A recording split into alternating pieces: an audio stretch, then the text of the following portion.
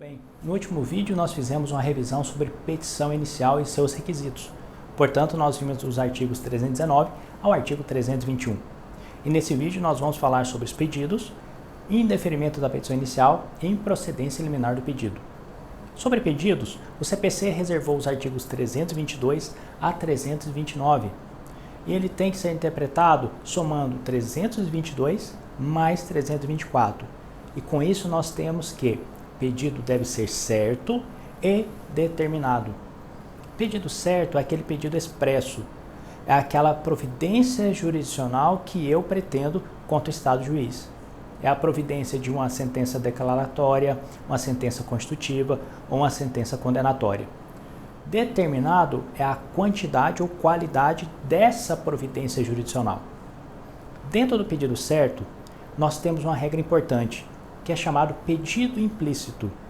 O pedido implícito quer dizer o seguinte: mesmo que o autor seja omisso quanto ao pedido de correção monetária, aplicação de juros legais, ressarcimento das verbas sucumbenciais e honorários advocatícios, eles já serão considerados por si só componentes do pedido total que o autor formula na sua petição inicial.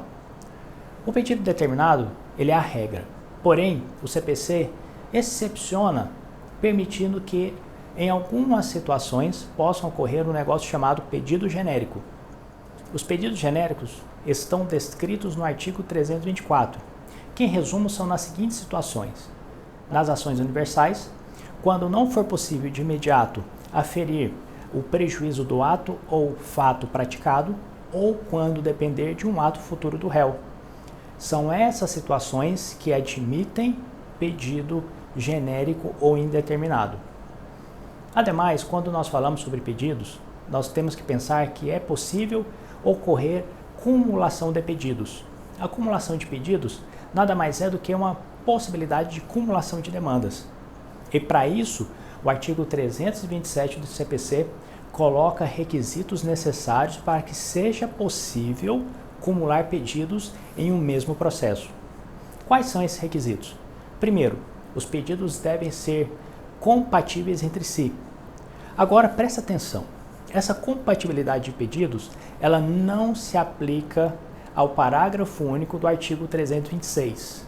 Anota essa dica porque ela é uma dica escondida e muita gente passa despercebido. Outro requisito é que o juiz seja competente para conhecer de todos os pedidos. Se eu vou acumular 2 ou mais pedidos, o juízo deve ser competente para conhecer de todos eles. E mais, eu preciso que para todos os pedidos o procedimento seja o mesmo. Então eu preciso de pedidos de procedimento comum mais procedimento comum, procedimento especial mais procedimento especial. Se por acaso um dos pedidos for de procedimento diferente, deve ser adotado como regra o procedimento comum. A modificação dos pedidos, ela é autorizada pelo artigo 329 do CPC, em duas situações. Primeiro, eu posso modificar o pedido até a citação do réu, sem que ele concorde com a modificação. Essa modificação pode ser para acrescentar, para modificar ou para retirar pedidos.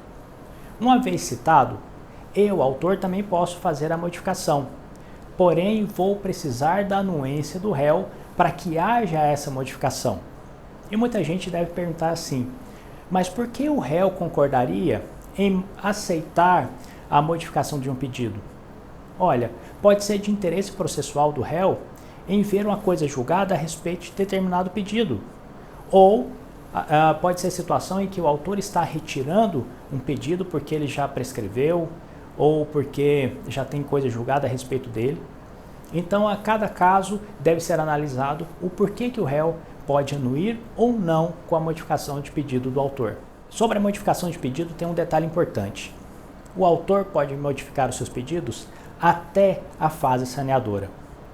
Após a fase saneadora, legalmente não é autorizado fazer a modificação dos pedidos.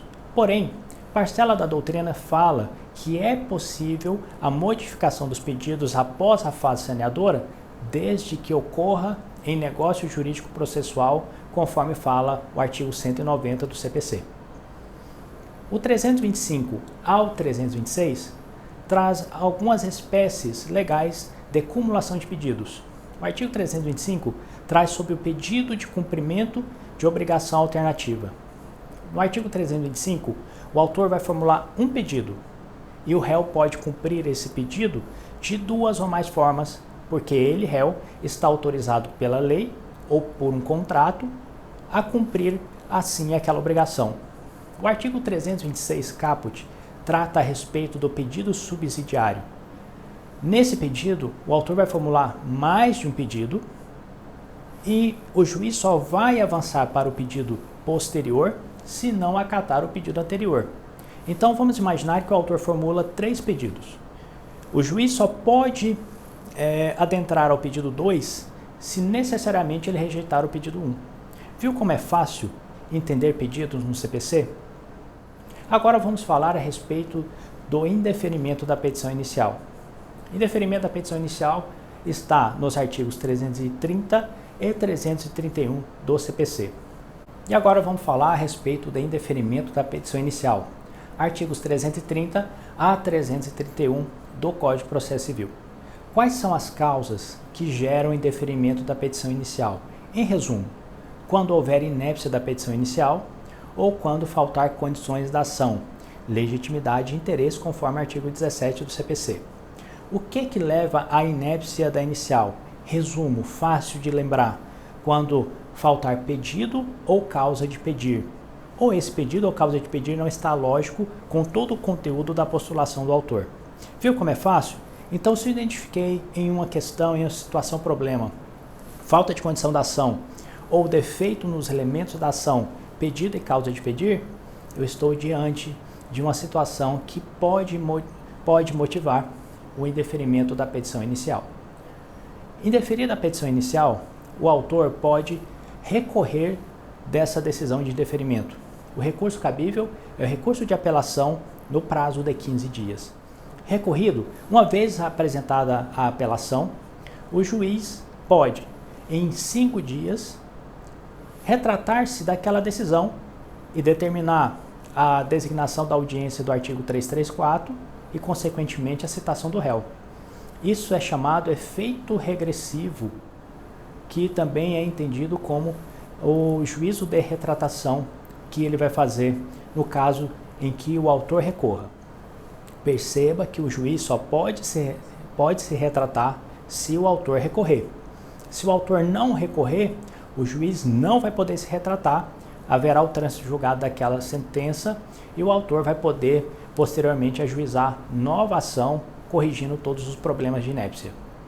Uma outra situação, após apresentada a apelação e não havendo retratação, o juiz vai determinar a citação do réu para, caso o réu queira, apresentar resposta ao recurso de apelação da sentença que indeferiu a petição inicial. E dali para frente sobe para o tribunal. Caso o autor não recorra, como foi dito, o juiz não pode se retratar e, havendo trânsito em julgado dessa decisão de indeferimento, o requerido será intimado do trânsito em julgado dessa decisão.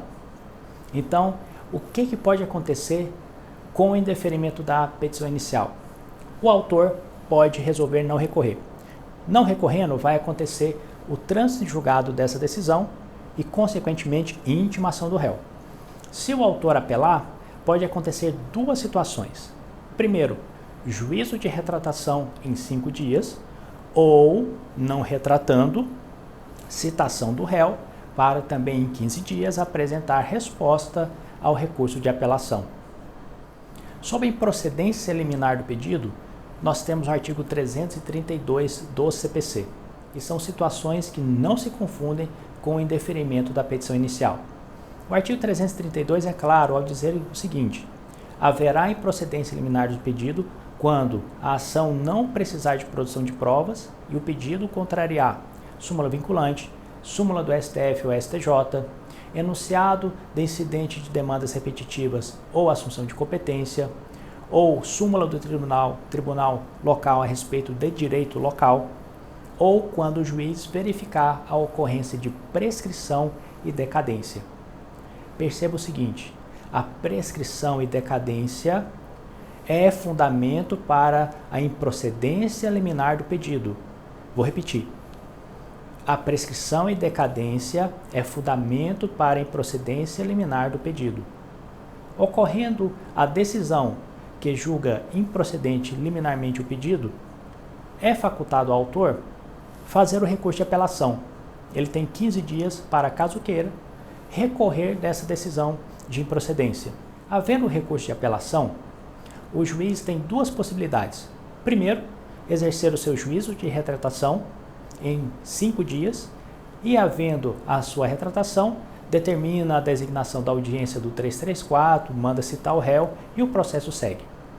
Não ocorrendo o juízo de retratação, ele vai citar o réu para apresentar contra-razões ao recurso de apelação da sentença que julgou a improcedência liminar do pedido. E caso não aconteça recurso nenhum pelo autor, havendo o trânsito de julgado da decisão, o réu será intimado do trânsito de julgado daquela decisão.